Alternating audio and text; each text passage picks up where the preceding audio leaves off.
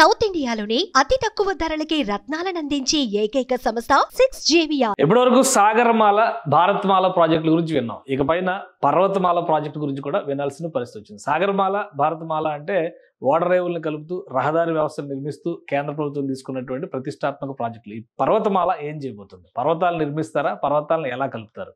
So దానికి ఒక answer చెప్పేటువంటి ప్రయత్నం చేద్దాం. క్లియర్గా కేంద్ర ప్రభుత్వం ఒక డెసిషన్ తీసుకుంది. రోప్వేల నిర్మాణం దేశవ్యాప్తంగా పెద్ద ఎత్తున చేపట్టాలి. దానిలో భాగంగానే ఈ పథకాన్ని ప్రారంభించాలి. పర్వతమాల అనేటువంటి ప్రాజెక్ట్ని, ఈ ప్రాజెక్టులో భాగంగా మొదటి ప్రాజెక్ట్ని అప్రూవ్ చేసింది కేంద్ర ప్రభుత్వం. కేదార్నాథ్కి వెళ్ళేటువంటి భక్తులకి ఒక శుభవార్తగా దీన్ని చూడాల్సి ఉంటుంది.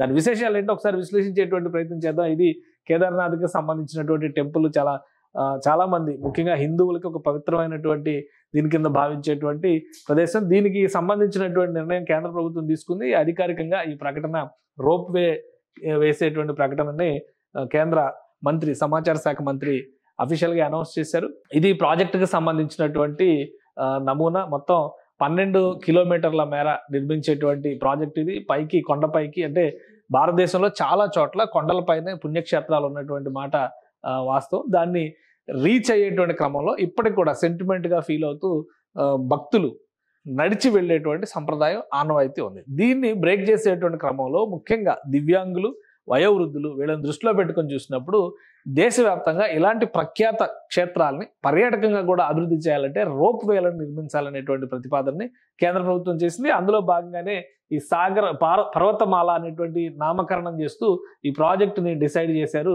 సో ఈ ప్రాజెక్టులో భాగంగా మొదటి ప్రాజెక్టు నిర్మిస్తున్నది ఇక్కడ మనం చూస్తున్నాం. సోన్ ప్రయాగ్ నుంచి కేదార్నాథ్కి వెళ్ళేటువంటి మార్గం మొత్తం చూస్తే 12.9 కిలోమీటర్ల మార్గంగా గుర్తించారు. దీనికి వెళ్ళేటువంటి క్రమంలో కాలినడకన వెళితే ఎంత సమయం పడుతుంది, అలానే దీన్ని రోడ్డు పైన వెళితే ఎంత సమయం పడుతుంది, వీటన్నిటిని కూడా అంచనాలు వేశారు. మందాకిని నదిని దాటి జరిగేటువంటి ప్రయాణం ఇది. సోన్ ప్రయాగ్ నుంచి గౌరీకుండ్ వరకు రహదారి వ్యవస్థ కొంతవరకు అందుబాటులో ఉంటుంది, ఒక 6 కిలోమీటర్ల మేర. ఆ పైనుంచి మొత్తం అంతా కూడా కాలినడకన నడవాల్సిందే. సో ఇదంతా కూడా 16 కిలోమీటర్ల మేర ఈ పాదయాత్ర చేసేటువంటి పరిస్థితి ఉంటుంది కొండపైకి. దీనికి ఒక పరిష్కారాన్ని తీసుకొచ్చేటువంటి ప్రయత్నం కేంద్ర ప్రభుత్వం చేసింది. సోన్ ప్రయాగ్ నుంచి కేదార్నాథ్ టెంపుల్ ధామ్ వరకు కూడా ఇక్కడ రోప్వే నిర్మించాలి. 12.9 కిలోమీటర్ల మేర ఈ రోప్వే నిర్మాణం జరగాల్సినటువంటి అవసరం ఉంటుందని క్లియర్గా కేంద్ర ప్రభుత్వం దీనికి ఫైనల్ అప్రూవల్ ఇచ్చేసింది. సో ప్రాజెక్ట్ కాస్ట్ ఎంత అవుతుంది, ఎప్పటిలోగా నిర్మిస్తారు, ఒకసారి ఆ వివరాలు కూడా తెలుసుకునే ప్రయత్నం చేద్దాం. కేంద్ర మంత్రి అశ్విని వైష్ణవ్ అధికారికంగా కేబినెట్ డెసిషన్స్ ని అనౌన్స్ చేశారు. అందులో భాగంగానే ఈ ప్రాజెక్టుకు సంబంధించినటువంటి విశేషాలని ప్రకటించారు. దీంతో పాటు మరొక ప్రాజెక్టు కూడా, చార్ధామ్ యాత్రలో చాలా కీలకమైనటువంటి ఘట్టాలు ఉన్నాయి. ఇవన్నీ కూడా ఉత్తరప్రదేశ్, ఉత్తరాఖండ్ లో ఉన్నటువంటి పుణ్యక్షేత్రాలే.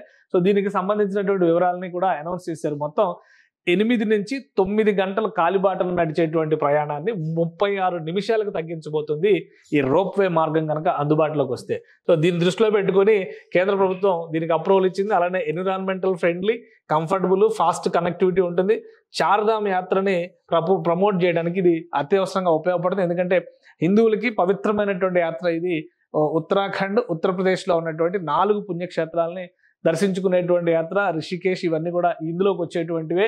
సో చార్ధామ్లో ముఖ్యమైనది కేదార్నాథ్ యాత్ర. దానికి సంబంధించినటువంటి పిలిగ్రిమ్స్ 6 నెలల పాటు ఈ యాత్రలో పార్టిసిపేట్ చేయడం కోసం ప్రయత్నాలు చేస్తారు. ఇప్పుడు అవంతా కూడా, ఆ స్ట్రెస్ అంతా కూడా తగ్గుతుంది. సో జనరేట్ ఎంప్లాయ్మెంట్ ఆపర్చునిటీస్, ఇది కూడా యాత్రకు సంబంధించి అవకాశాలు పెరుగుతాయి. ఓల్డ్ పీపుల్కి, దివ్యాంగజన్కి ఉపయోగం ఉంటుందనేటువంటిది అనౌన్స్ చేశారు. ఓవరాల్గా ఈ ప్రాజెక్టుకి అయ్యేటువంటి ఖర్చును కూడా కేంద్ర ప్రభుత్వం అంచనా వేసింది. 4,000 కోట్ల రూపాయల వరకు ఖర్చు అయ్యేటువంటి అవకాశం ఉంది. వాటికి కేంద్రం అప్రూవల్ ఇచ్చినటువంటి నేపథ్యంలో నిర్మాణ ప్రక్రియ విషయంలో ముందుకు వెళ్లాలనేటువంటి డెసిషన్ని కేంద్ర ప్రభుత్వం తీసుకుంది. మొత్తం 4,000 కోట్ల రూపాయల వరకు దీనికి సంబంధించినటువంటి ఎక్స్పెండిచర్ జరగబోతుంది. ఇది ముఖ్యంగా ఇక్కడ విరాసత్ భీ హై, వికాస్ భీ హై అనేటువంటి ఒక నినాదంతో, అంటే సంస్కృతిని కాపాడుకోవడంతో పాటు అభివృద్ధిని సాధించడం అనేది లక్ష్యంగా పర్వతమాల ప్రాజెక్ట్ని కేంద్ర ప్రభుత్వం అప్రూవ్ చేసింది. ఈ ప్రాజెక్టుకు సంబంధించినటువంటి వివరాలను అనౌన్స్ చేసేటువంటి క్రమంలో అశ్విని వైష్ణవ్ ఇచ్చినటువంటి డేటా 4,081 కోట్ల రూపాయలని ఈ రోప్వే నిర్మాణం కోసం వెచ్చించబోతున్నారు. మొత్తం ట్రావెల్ జర్నీ తగ్గిపోవడం అనేది ఇందులో చాలా ముఖ్యమైనటువంటి అంశం అవుతుంది. దీంతో పాటు మరొక ప్రాజెక్టు పైన కూడా కేంద్ర ప్రభుత్వం క్లారిటీ ఇచ్చేసింది. ఇది 12 కిలోమీటర్లు నిర్మించేటువంటి గోవింద్ ఘాట్ నుంచి హేమ్కుండ్ సాహిబ్ వరకు జరిగేటువంటి రోప్వే నిర్మాణం. దీనికి కూడా కేబినెట్ అప్రూవల్ ఇచ్చింది. సో ఈ ప్రాజెక్టు పరిస్థితి ఒకసారి మనం చూద్దాం.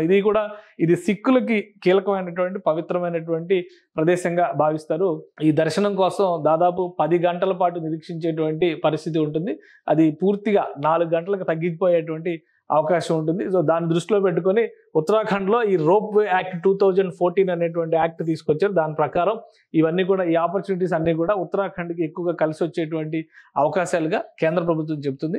అంటే 2 చోట్ల ఈ ప్రాజెక్టుకి సంబంధించి కూడా దాదాపు 2000 కోట్ల రూపాయల ఎక్స్పెండిచర్ అవుతుంది. ఇది 2 దశలుగా నిర్మాణం చేసేటువంటి ప్రాజెక్ట్ అవుతుంది. గోవింద్ ఘాట్, అలానే గోవింద్ ఘాట్ నుంచి నిర్మాణం జరిగేటువంటి 2 గోవింద్ ఘాట్, గంగారియా ఒక దగ్గరకి, మరి తర్వాత అక్కడి నుంచి హేమకుండ్ సాహిబ్ వరకు కూడా ఈ రోప్వే 2 స్టేజ్లుగా ఈ నిర్మాణం జరుగుతుంది. మొత్తం అందుకే 12 కిలోమీటర్ల మేర ఈ రోప్వే నిర్మాణం వస్తుంది. బద్రీనాథ్ని కనెక్ట్ చేసేటువంటి ముఖ్యమైనటువంటి పర్యాటక, అంటే చార్ధామ్లో వచ్చేటువంటి భాగమే ఇది కూడా. చార్ధామ్లో వచ్చేటువంటి యాత్ర కింద మనం చూస్తాం కాబట్టి దూర ప్రాంతాల నుంచి, దేశంలో అనేక సుదూర ప్రాంతాల నుంచి వచ్చేటువంటి ప్రయాణికులు కూడా ఇక్కడ ప్రధానంగా కొండలు ఎక్కడానికి, ఆ పర్వతాలు ఎక్కడానికి సమయం అంతా కూడా వృధా అయిపోయేటువంటి పరిస్థితి ఉంటుంది. ఇక దాన్ని నివారించేటువంటి క్రమంలో మొదటి ఫేజ్లో చేసేది 10.55 కిలోమీటర్ల మేర రోప్వే నిర్మాణం జరుగుతుంది. గంగా ఘాట్ నుంచి గంగారియా వరకు జరిగేటువంటి నిర్మాణం ఇది. తర్వాత పైన ఎగువ అక్కడి నుంచి చూస్తే కనుక హేమకుండ్ సాహిబ్కి 1.85 కిలోమీటర్స్ వరకు పడుతుంది. ఇక్కడ హేమకుండ్ సాహిబ్లోనే గురు గోవింద్ సాహిబ్, అంటే సిక్కుల 10వ మత గురువు, అక్కడ ధ్యానం చేశారనేటువంటిది ప్రతిదీ. కాబట్టి సిక్కులు కూడా ఈ ప్రాంతాన్ని దర్శించడానికి ప్రాధాన్యం ఇస్తారు. ఈ 2 అంశాలను దృష్టిలో పెట్టుకొని కేంద్ర ప్రభుత్వం పర్వతమాల ప్రాజెక్టు కింద ఈ 2 ప్రాజెక్టులకి అప్రూవల్ ఇచ్చింది. ఈ ప్రాజెక్టులో భాగంగా దాదాపు 6,500 కోట్ల రూపాయలు రోప్వేల నిర్మాణానికే ఖర్చు పెట్టబోతున్నారు. ఈ రోప్వే నిర్మాణానికి సంబంధించి, హేమకుండ్ సాహిబ్ రోప్వే నిర్మాణానికి సంబంధించి 2,730 కోట్ల రూపాయలని ఖర్చు చేస్తుంది కేంద్ర ప్రభుత్వం. దీనికి అప్రూవల్ ఇచ్చింది. అలానే గురుద్వారాకి సంబంధించి గురు గోవింద్ సాహిబ్ అక్కడ ధ్యానం చేసినటువంటి గురుద్వారా దగ్గర కూడా ప్రత్యేకమైనటువంటి సదుపాయాలు కల్పించాలని చెప్పని కేంద్ర ప్రభుత్వం నిర్ణయించింది.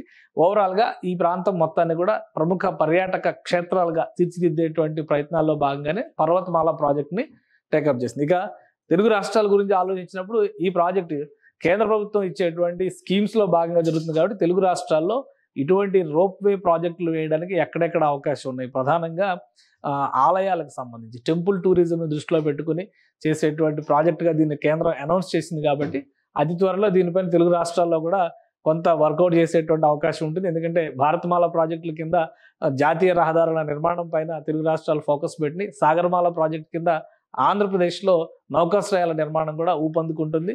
సో అదే తరహాలో ఈ పర్వతమాల ప్రాజెక్టును కూడా తెలుగు రాష్ట్రాలు ఏ విధంగా సద్వినియోగం చేసుకుంటాయో వేచి చూడాలి. సుమన్ టీవీలో మీ పర్సనల్ అండ్ బిజినెస్ ప్రమోషన్స్ కోసం కింది నెంబర్కి కాంటాక్ట్ చేయండి.